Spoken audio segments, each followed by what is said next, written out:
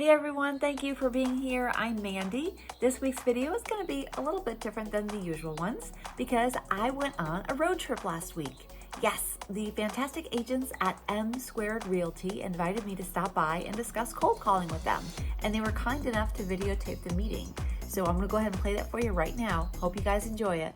Let me ask you guys to start with, do you make any outbound calls to generate business for yourselves now? Does anybody here do that?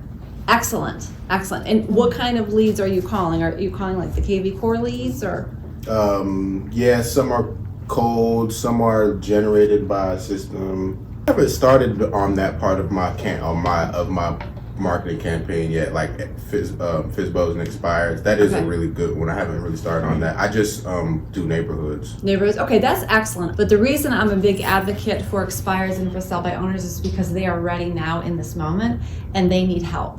We know the expireds need help because they came off the market unsold and they want to sell, or at least we need to find out if they still want to sell and if they're interviewing new people. And then for sale by owners, they want to sell because they're listed, right? When you think of calling leads, does it make you feel uneasy or uncomfortable? Like, what are your thoughts for the people that aren't making the calls? Like, is there a reason why you're not making them? My prospect avoidance comes from, I don't know, like this subconscious feeling like, you know, I've never closed a cold call. I've closed the door knock. That's even harder, I think. It is. Yes. And I've closed the FSBO that I just saw a sign and knocked on his door. I've done that, but I've never closed a cold call. So I think subconsciously, I feel like I'm not doing something that's gaining something. It's like a subconscious thing. I know it, but subconsciously it's like, I really think that you've done the harder task if you're going in person and knocking on their door uninvited. I mean, I think that's a lot harder. I've never done that. And if you've been successful at that, you're definitely going to be successful calling. And your competition is making these calls too. I like to target listings because we all know the value of a listing, right? It's not just selling that house. It's the exposure that you get from the sign in the front yard. It's all the buyers coming into the open house that don't have agents. So it's very important to go after a listing. That's the type of call that I usually do for my clients. I mean, I want to help anybody, but I mean, if you're looking to build your business, that's really important. So do you feel uncomfortable calling, or what? I want to delve in. See what you guys are thinking. Actually, I do. Okay. I'm not a fan of rejection in general, right? But I think there's so many different combinations. It's hard in your head how to handle objections, right. And how to handle different types of conversation. People say no, you ask an open-ended question, right. There's just always objection. Yeah, there's always just, in my head I think too much about what's the next thing that I should say, and exactly. And I understand, if because I have an IT business as well, so I have my own business as well, and outside sales, calling, and marketing is something I don't do as well, even in that business. So it's just it's not my comfort zone. Yeah, right. It's not my comfort zone. Yeah. You're not comfortable doing it, so you don't want to do it. But we all know if we do something that we're uncomfortable with, then we're going to grow, right? When you're calling people, are you thinking, well, I'm intruding, they don't want to hear from me? Or do you have that in your mind when you call them? Depends. If I'm calling around dinner and they say you're bothering me during dinner. Okay. So in my head, they're probably thinking about everything else in the world except buying a house right then. Well, what if they're for sale by owner? Then you already know that they're in the market, Or they're an expired, right? Mm-hmm. And do you think that you're valuable with what you offer people? I mean, you're licensed, you're trained, you do, continuing ed, you're in the field 7 days a week selling. Do you think you offer value? I feel like with expired and FSBOs, I feel like you have to make a bigger effort to provide value, because my assumption is that they're getting called by tons of realtors. Most of them, I feel like, are pretty tired of answering realtors. And they must not like realtors because they're doing for sale by owner. Right. Or they were just expired from right. So they either had a somewhat bad experience, or they're trying to avoid us, or save money, right? Yeah, mostly that's really what it is. They want to save exactly. money. A lot of people try to sell and they can't sell. So if you go in there with the mindset that I'm going to help people, I'm going to call them, they might not have any realtors in their network, and I'm going to introduce myself and show them how I can be of value. I can be a resource.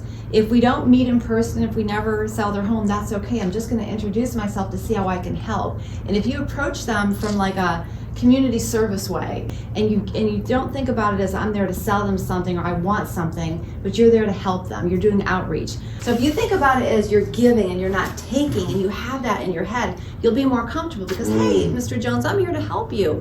And when you have scripts in front of you, you'll be able to navigate those objections better, and you'll be more prepared. And if you role play, you'll be even more prepared, because you'll just, it'll be something like you do like in your IT business. You know what you're doing in IT, right? You can do the same thing when you're calling. You're either going to make the calls yourself and not pay for the leads, or you're not going to make the calls and you're going to pay for the lead. The more calls you make, the more successful you're going to be, and the more you'll be comfortable doing it. But you just have to do it, and just start small with maybe 10 calls today, 20 calls tomorrow, and then build up. Melanie wanted me to give you guys a few pointers. The first thing you want to do is you want to create a calling schedule and get disciplined about it. What if you had scripts in front of you and you were prepared for those objections that sellers are going to throw your way, and you had a role play partner and you did that a couple times a week, role playing with them? Would that make you feel more comfortable to make the calls? Yeah, I think it would. Okay. Do you have a certain goal that you want to reach this year in terms of sales? We do. I do. Yeah, as a team, 100 transactions. 100 transactions? Okay. And then individually? That's like 25 each. Yeah, I think it's Okay. like 25 each. Okay. And how many of those are going to be sell side? How many are going to be buy side? Have you thought about it? No. 80% of them are going to be sell side. You can't even be on the buy side anymore. Well, that's true, right? I know, in this market. You might as well take that out of your... So how will you acquire your sellers? We've got postcard campaigns, our email campaigns. And are those working? Are they working? I mean, we're definitely getting some interaction, and of course it's all about nurturing. We know this. So, I check every day to see what's going on. People are viewing the emails, opening listings, looking at properties. But I do think the calling is that next step. I know, like, when somebody emails me, like, for my work address, and it's just like a generic email, I don't really think about it. But if somebody picks up the phone and calls me and I hear their voice, there's more of a personal connection. And they're not just a random email. I don't think they're spam anymore. They're a human being, and they're giving me an offering. And I'm going to consider it more because now I have a connection. Well, what if you target a customer segment, expireds or FSBOs, that we know are in the market to sell? We know it. And in our database too, maybe not necessarily know they're ready to sell, but we know they're interested. So I consider them warm, not necessarily a cold lead. Right. A warm. They've raised their hand. They've said they have a question. They're curious about real estate. Warm leads. You're okay with warm leads. Okay. If you had it for sale by owner and you drove by a property and you saw the sign in the yard, you're like, oh, I'd love to sell in that neighborhood. Would you call that for sale by owner? Just to see how things are going? I'd probably look it up online first and make sure they had no realtors in the description. I love it. I love your honesty answer. Because there's a lot of people that just don't want calls from realtors. But there's a lot of people that don't want calls from realtors, and then when they're struggling in 3 weeks, who do they call? Realtors. Exactly. And I get that on my listings, like, no brokers, exclamation point. If there's 2 exclamation points, I might not call. But if there's 1, I'm going. If you have that mindset that you're going to kind of rescue these sellers because you are the best real estate agent around, and you tell yourself that and you start believing it, you're going to make it happen because you're the one that has the nerve to call, and you're the one that has the desire to help. I had to do cold calling before, so Okay. I did not enjoy it at all. What didn't you like about it? I left after 3 months. I stopped calling. They give me a list every day, and at first I was like, yes, I'm going to do this. About 1 month in, I started just I didn't even make calls. But it was just the worst experience ever. If you were to call somebody this week and secure a listing appointment for next week and get a listing, would you think differently about it? I don't know. We don't know. I have more success, just recently I've had more success getting leads off of social media. Okay, well that's good. There's So no I'm one way to okay. do it. Right, There's and nothing wrong with I'm that. Even when I door knocked, that person didn't buy the house until 2 years later. You could be up here doing this right now because you lived it and you actually sold the property and you closed the transaction. Crazy. It's so hard to like get into it if you've never seen it be successful. Right. But I mean, if you've got goals and you want to achieve them and you want to have your 25 transactions or whatever, you got to have a plan that's going to take you there. And I want to challenge you to like commit yourself to whatever the call schedule looks like. It's usually good to call in the mornings or the evenings, like right now, to commit to like 1 hour a day, 2 hours a day, and track your progress for a month and see how many people pick up and how many meaningful conversations you have and how many appointments you can schedule. You will surprise yourself. But if you don't try, then you won't know. You'll feel comfortable after you do it for a while. It's going to be uncomfortable in the beginning, but if you have your scripts and you guys are role playing with each other, the comfort will come. And then you'll be like, wow, this is good. And I just helped these sellers that needed a good agent, and I am that good agent. That's me. So you are so valuable. You're an asset. You're a resource, and people need you. And when you think like that, it doesn't feel like, I'm bothering them. It's like, how can I help you? No, I know. I'm not trying to be negative in any way. No, I love your honesty. Honesty is good. That's good. It's just not something that. If you don't want to do it, you can like pay for the leads or do the social media, whatever. I'm okay with paying somebody to call cold leads. Yeah. I would do that. Right. And then I would follow up with them because then they're a warm lead. Right. And I'm okay with that.